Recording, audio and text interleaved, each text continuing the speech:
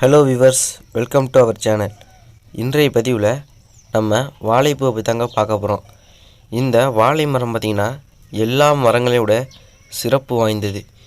ஏன்னா இந்த வாழை மரம் நம்ம எல்லாருமே எல்லா நேரங்களிலும் மங்களகரமான விஷயங்களிலிருந்து எல்லாத்துக்குமே நமக்கு பயன் தரக்கூடியது.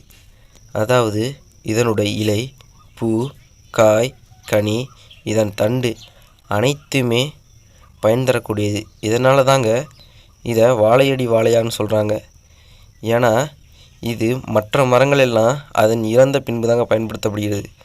ஆனால் இந்த மரம் அது உயிரோடு இருக்கும்பொழுது மற்ற எல்லாருக்குமே பயன்பாடாக இருக்கக்கூடியது. எவனொருவன் தன் வாழும் காலங்களில் மற்றவனை வாழ வைக்கிறானோ அவன் வாழையடி வாழையாக வாழ்த்தப்படுவான். அப்படிப்பட்ட வாழை மரத்தின் பூவை பற்றி தாங்க முழுமையாக பார்க்க போகிறோம். இதில் அடங்கியுள்ள சத்துக்கள்னு பார்த்திங்கன்னா கால்சியம், பொட்டாசியம், மெக்னீசியம், பாஸ்பரஸ், இரும்புச்சத்து, தாமிரச்சத்து, வைட்டமின் ஏ, வைட்டமின் பி மற்றும் வைட்டமின் சி போன்ற சத்துக்கள் இந்த வாழைப்பூவில் நிறைந்து காணப்படுதுங்க. இந்த வாழைப்பூவின் மருத்துவ பயன்கள்னு பார்த்திங்கன்னா இந்த வாழைப்பூவை வாரத்திற்கு 2 முறை நம்ம சாப்பிட்டு வந்தால் இரத்தத்தில் தேவையில்லாத கொழுப்புகள் கரைந்து இரத்த ஓட்டம் சீராக ஓடும்.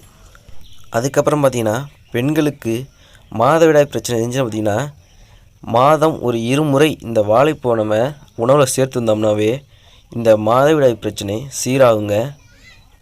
பின்பு வெள்ளைப்படுதல், வயிற்று வலி பிரச்சனை சரியாக பார்த்திங்கன்னா வாழைப்பூவை நம்ம சமைத்து சாப்பிட்டு வரலாம். அதன் பின்னர் வெயில் காலம் வந்துவிட்டால் சிறிய குழந்தைகள் முதல் பெரியவர்கள் வரை உடல் சூடினால் அவதிப்படுவார்கள்.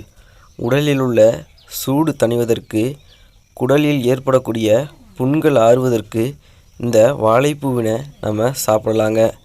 அதுக்கப்புறம் அல்சர், வயிற்று வலியால் அவதிப்படுபவர்கள் இந்த வாழைப்பூவில் உப்பு சேர்த்து வேக வைத்து அதன் சாறை குடித்து வரலாம்.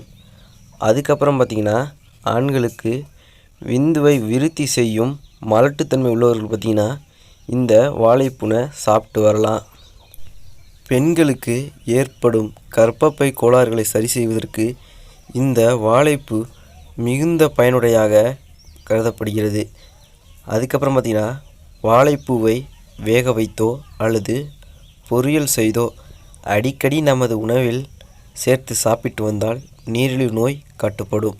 அதாவது இந்த வாழைப்பூ பார்த்திங்கன்னா கொஞ்சம் துவர்ப்பு தன்மையுடையது.